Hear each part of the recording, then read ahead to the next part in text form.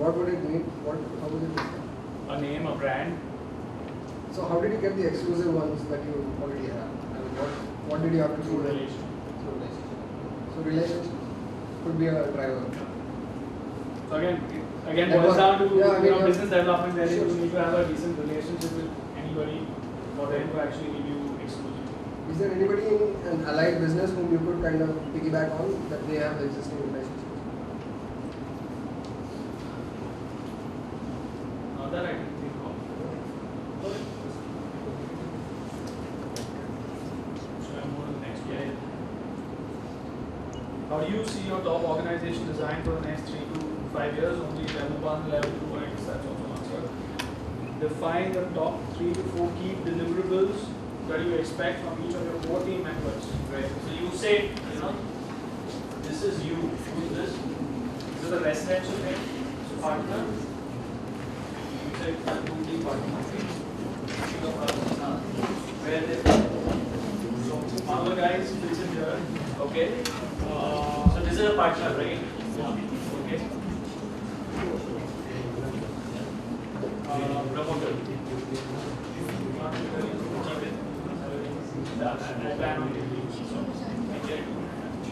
Residential, one of the guys where?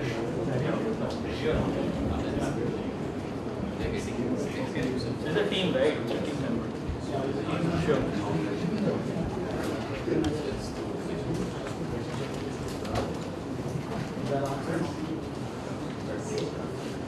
Also, define the top 3 or 4 key deliverables that you expect from each of your core team members. So one of them obviously is demand and supply. No. Let's look at this. So what is the core deliverable here? As of now, for me, it's business development. Okay. Going into corporates, trying to finish the business, designing on strategies of where to advertise. Okay. What the commercial guy would do? He will execute What? the transaction. Means what?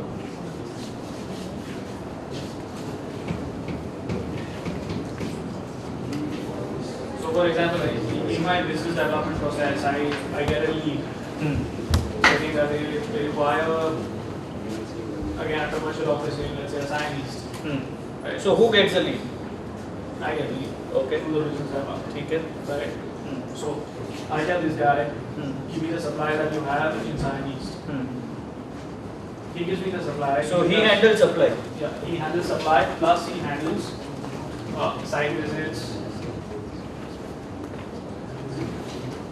So he manages supply, right? Yeah. So you will manage lead. I will manage lead. Okay. Yeah. But ideally, the way it should be is that he should manage the lead, and he should have a guy who has the supply and a guy who can execute. Okay. That's how I work.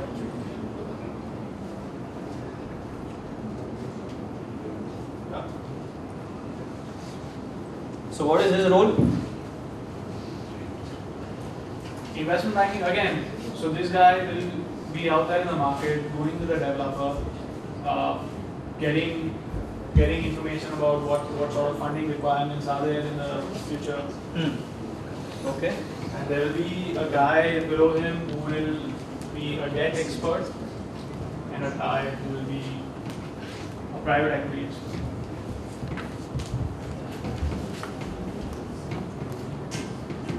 Okay. In the land and residential, it's the same as it is for commercial. What's the compensation that you have in mind for these core teams yearly, and how much should you make in the next 3 to 5 years of the deliverables if they deliver on their own? So I don't know, but a ballpark number is for a 12 lakh per annum package for each. Okay. Down there.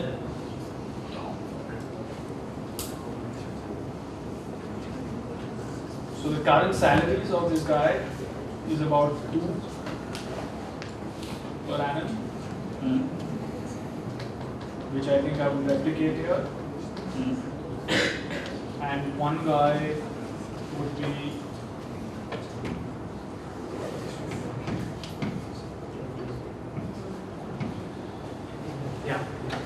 Okay. but so there would be one guy who would be at a slightly higher pay band of roughly about 4 lakhs. Okay. So there is 12 lakhs, 4 people, right? Yeah. This is 48. 4 lakhs into 1 person, right? So 4 lakhs. 2 lakhs into 7 people. 4 into 4. 4 into 4. 4 into 4. Okay, 16 lakhs. And 2 into 4. Yeah. 2 into 4. 8 lakhs. Just a thought. This is going to be a fixed figure, right? Whether they do a deal or not, correct? Yeah. There's But no percentage basis as such. no, so that's something that I'm still thinking on. Because normally in this business You need to give a variable Percentage. component. There is a huge variable component, in fact, that we'll be looking at. What about the support stuff? Who's going to do ad? Who's going to call? Who's going to do running around? Clean your office.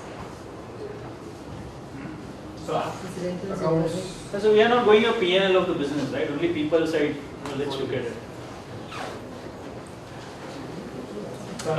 Again, you know, you want this 2 lakh guy to go to the developer and arrange for a fund. no. That the meeting with the developer is this guy. Okay. The guy who's actually doing the paperwork at the banks Sure. is this 2 lakh guy. Because there's huge amounts of paperwork that needs to be done for any kind of debt raising.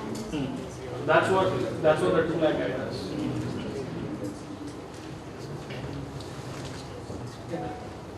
who is the final interaction with the customer and who convinces him to purchase the property. That's the 2 lakh guy, right? The 12 lakh guy. 12 lakh guy. Who's going to accompany the customer to the site?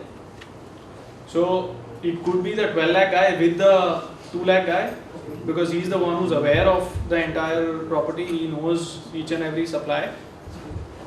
Both of these people go together with the customer on inspections.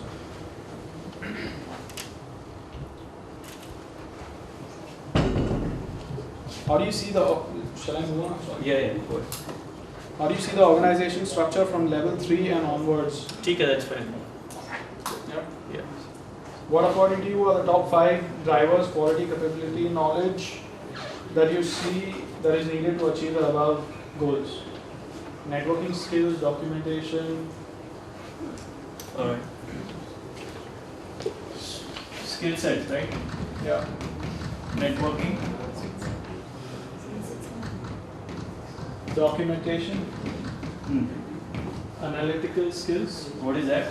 analytical skills. What is that? In terms of a person should be able to analyze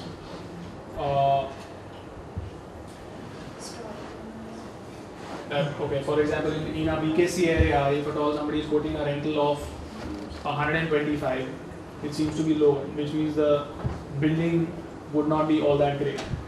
Whereas a 390 rental in a BKC area would be a pretty decent. So why do you need an analytical skill? A guy can just go and check out, right? So then in investment banking, to analyze numbers. Okay. You mean financial analysis? Financial analysis, yes.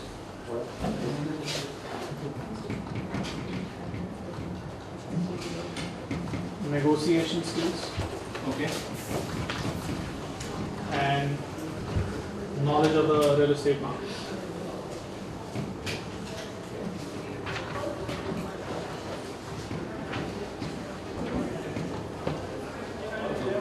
Alright, that's it. Any comments? Anybody? How is org structure looking compared to the business? My only query was if the commercial guy could have leads and also a team to execute. It would be easy for him to switch with the team outside your because he is handling the whole business. So that's when you've given some sort of a ESOP. But he could move out and because this business is not such which has a lot of entry barrier. So just wanted to understand if your thoughts were that. So again, give him ESOPs, give him stake in a company. So when Stake, you offer somebody when you say- stake, when you offer somebody ESOP, right? What's the deal? I mean, what do you say? How will you make money?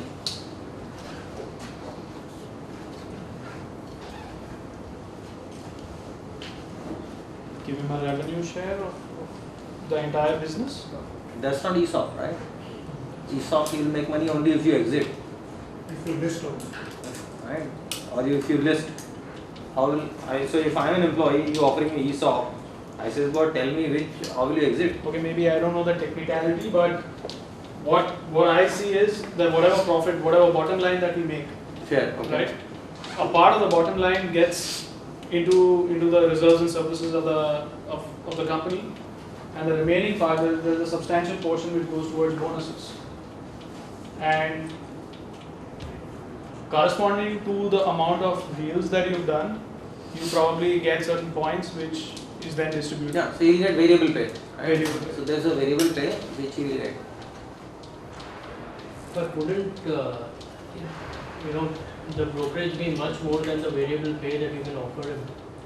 I mean, someone would just might as well go out and do it himself. I mean, that is a problem that you'll always face. Yeah. We run a property advisory company, Right. so we are only into new residential projects. Right. What we have worked on is we've separated the marketing and the sales completely. So a person doing sales would not really know how we are generating leads. So, for example, we have a separate inventory team that helps with your builder relationships and getting inventory from the builders. So there is a separate team for each function. That way, your sales team, the head of the sales team, or any of your property advisors won't know how to generate a lead or build relations with builders. So then it's all getting clogged up to you. Only you are the one who knows the supply as well as the demand side, right? Not really. I mean, the teams coordinate with each other. Just that the system is set up in a way, the processes are set up in a way in which they cannot execute it individually. This org chart in itself isn't very scalable. My question is, if you were to build your business, would you go down vertical or would you expand horizontally? You're happy the way your company is organized? I think you can only expand horizontally. What? Not expand. Do you have like a Horizontally, as in, you mean add more products to this? no, not more products, but I mean one people, or if you two have guys. More people at this level. Yeah, like how many clients can one guy manage at the most? Yeah. So, were you to maybe expand to more locations around India or even the world, how would you create more of those 12 lakh guys horizontally, or would you create a corporate or a residential and an IB manager, a head manager or whatever, department head? They say that the ticket deal size was 20 to 25, right? So if you take 1 crore 20, so 5 lakh is the ticket size. Okay. Right? 5 lakh is the ticket size. You count 1%, so that is 50 lakhs. 5 crores. 1%. I mean, the deal value would be 5 crores, then you will earn 50 lakhs, right? 5 No, lakhs. 5 lakhs. 5 lakhs. Yeah. 50 crores. No, 5 crore, 5 lakhs. 5 crore, 5 lakhs. Okay. But typically, I think levels would have come down.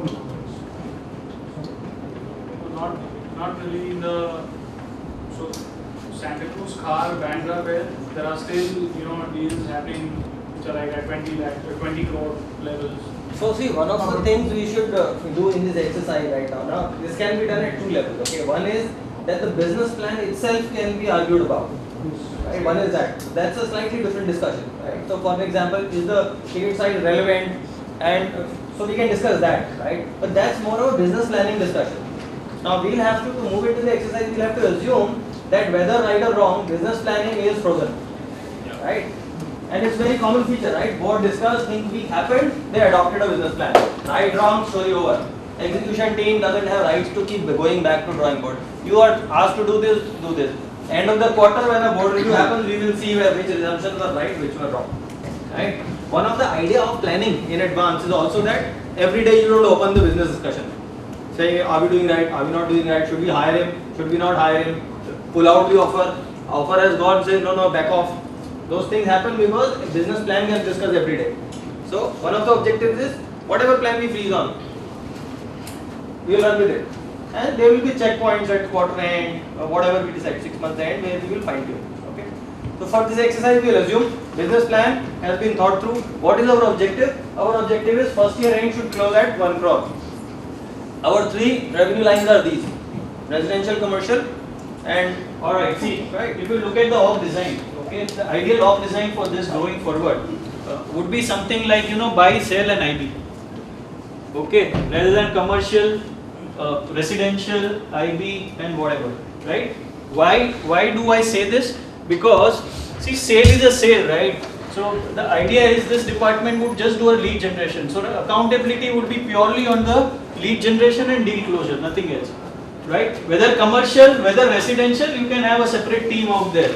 But the head would remain the same because he will bring the quality of a sale, right? He's a sales guy.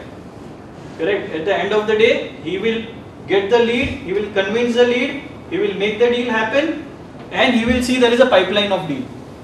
Okay? So that is one. On the buy side, the accountability clearly lies only one thing, that they will be sitting out on the builders and landlords' houses or offices or whatever, right? Because here what we want to create is an inventory of supply. Because only when inventory of supply is there, the leads would get closed. Right? So one way of looking a org chart and accountability would be in terms of inventory of basically the supply and the deal closure. And here it is very tangible game, right? So how many deals you closed, correct? And how many leads you generated. So that's the accountability point. Here the accountability would be how many inventory of supply we have created. So how much excess we have a direct, how much excess we have indirect, or how much we are sole selling, how much we are distributed. Okay. And IB team could be separate, but what I feel is IB is a very small element in the whole area. So you will not even get, the numbers has to increase, right, to justify a separate IB team. 10 lakh may not justify a separate IB team. So that's the way. So the whole idea is what? That if the roles are clear, what do you want out of the whole thing, right? If you are clear about the numbers, then based on the numbers, we can have a clarity in the role. Okay? What happens in your old org design, that somebody would be doing a lead generation for residential, somebody equally 12 lakh head would be doing a lead generation for the commercial. In fact, you can have only one head and a separate team out there, so you can optimize the whole thing. So you're saying the guy who does residential supply management, not supply is separate, right? This is a supply. Actually, you are trying to divide the business into key processes in this case. Not three. Basically, what is measurable account? It's basically divided into measurable accountability. Yes. Measurable accountability rather than activities. Yes. You see, in first plan, there is a lot of focus on activities, right? yeah. Here, there is only one objective: create leads and close deals.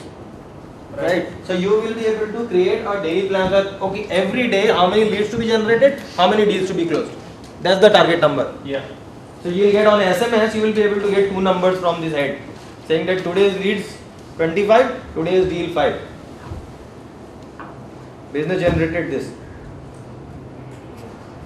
And when you will interview this candidate, you will ask him how many leads you are generating every day and how many deals you are closing every day. So how do you close a deal? Who do you meet? The whole process becomes absolutely straight because we are looking for only 2 capabilities: lead generation, deal closure. And your firing call will be easy. 30 days you will know what is happening. See, startups, a bad hire lives with you 3 months, you are dead. Your business plan will change. You don't have that room. So your eye on the direct accountability to the business has to be extremely sharp. You can't find out after a quarter that this year's numbers are not happening. Then that business is not happening. You'll have to find that out within 30 days. That listen, there's some problem. Because see, एक महीना vacation का निकल गया, एक महीना think में निकल गया, तो 10 महीना वैसे ही बचा है 12 महीने के काम के लिए. Now from that 3 months, if a bad hire takes away, then what business is there? So in startup, so you can't have multiple levels. You can't have a layer where there is a business head who will figure out how he will divide his time between generation, supply, this and that. There is too much ambiguity, right? You will not be able to review him in an instant. You will need a meeting. He will bring out reports, etc. So it has to be एकदम straight. This makes it simple. It's not to say that this is the only way. I mean, you can do it that way also. You can do it anyway, right? The idea is the simpler it is, the better it is. There is no agenda, right? Only 2-point agenda here and only 1-point agenda there. So Property it becomes very very simple. तो supply position क्या है? Supply में कितना property आज add हुआ? फला 3 ही add हुआ. You can ask क्या कर रहा था बस 8 घंटा में 3 property add किया with 3 people team. So if it becomes straight linked to action, right? That's the idea. So as many roles now, there will be some roles for which you will not be able to do this level of clarity. It's fine. So there are some roles will remain vague.